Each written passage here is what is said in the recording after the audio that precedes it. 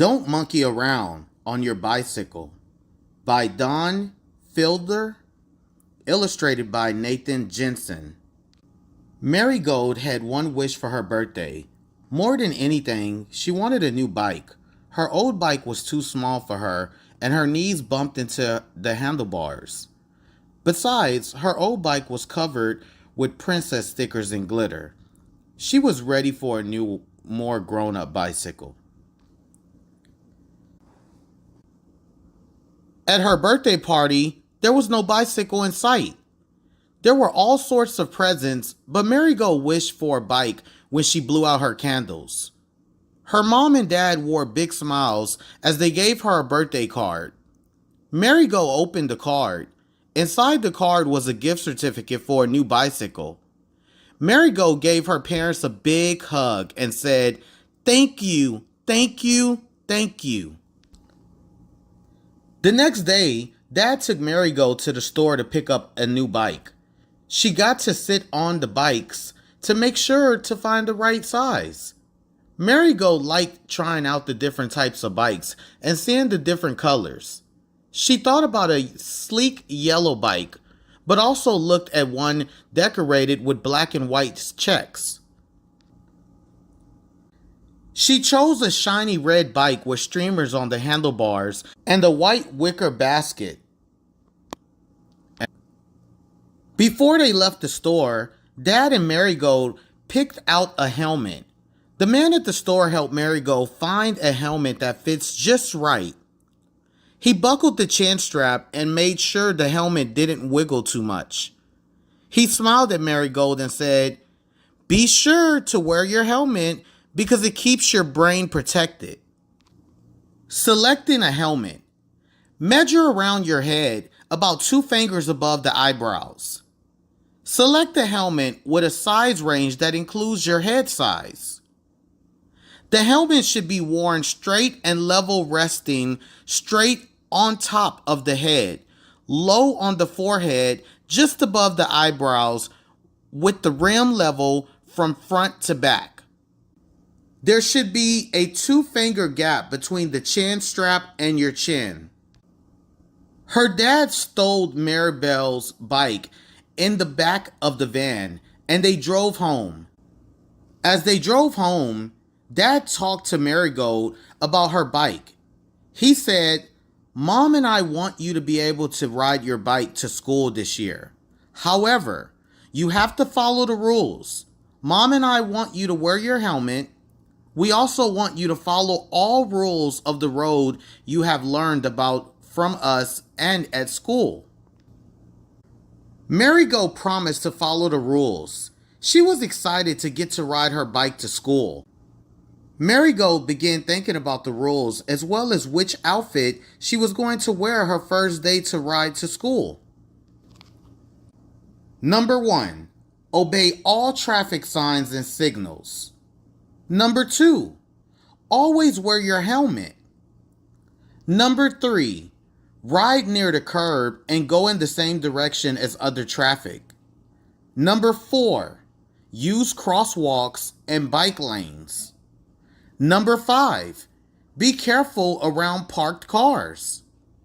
Number 6, use hand and arm signals.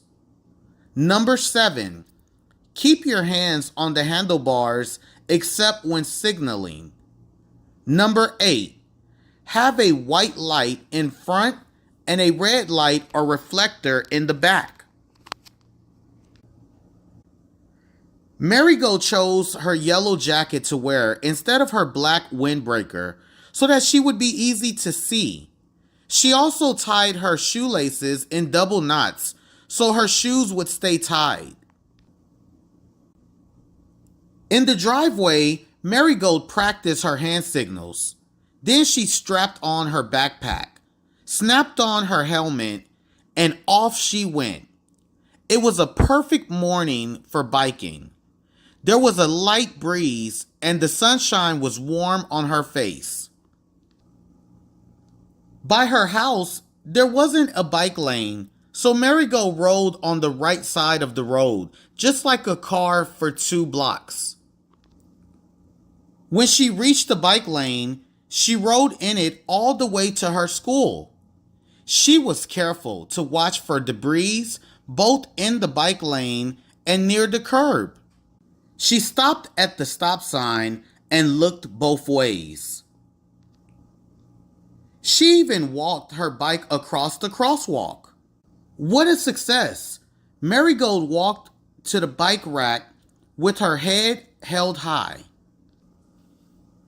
Many students were putting up their bikes. Marigold was careful to not bump her bike against any of the others. She used her bike lock and then tucked her helmet into her backpack. She saw Marco and Molly standing at the end of the bike rack. They were a year ahead of her in school, but they lived in her neighborhood. "Hey Marigold, nice bike. Want to ride home with us?" Molly asked with a smile. Marigold grinned from ear to ear. It felt great to be included.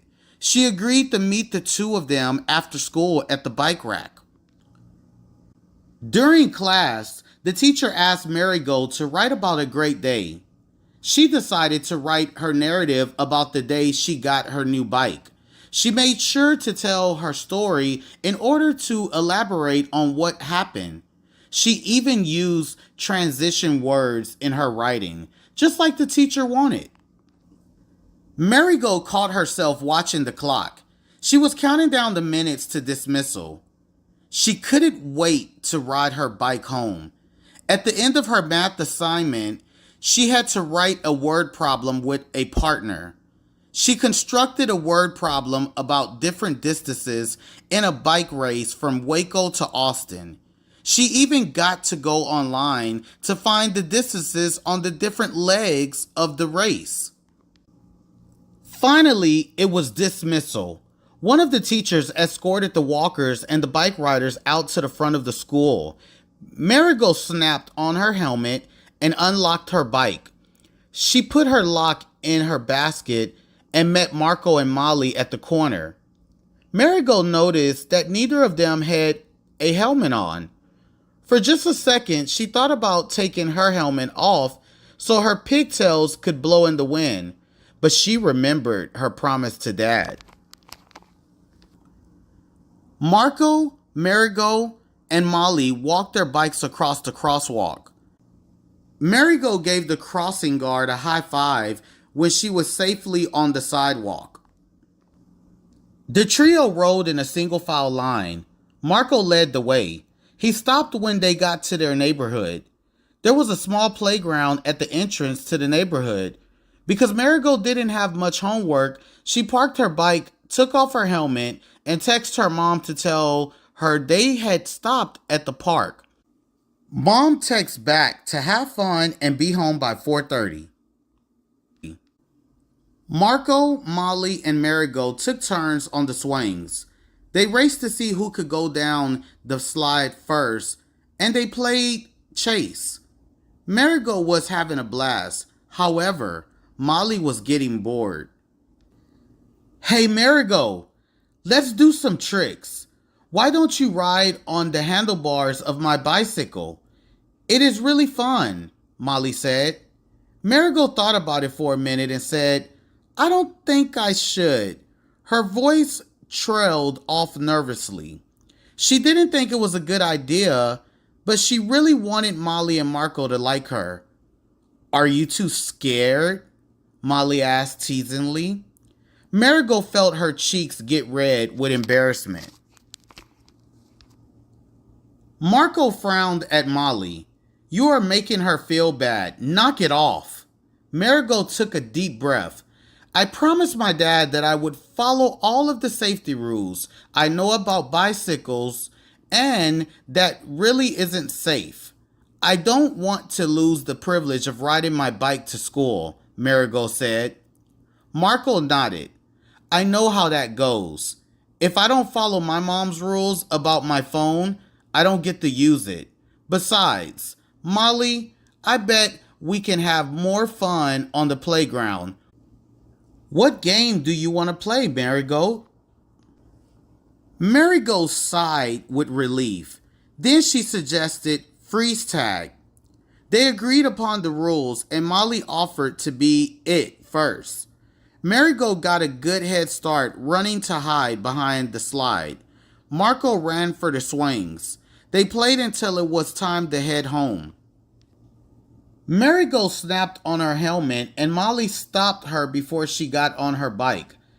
I saw you doing some hand signals to show when you were stopping and turning. Can you teach me? Molly asked. Marigold showed Molly and Marco the hand signals. I'm turning right.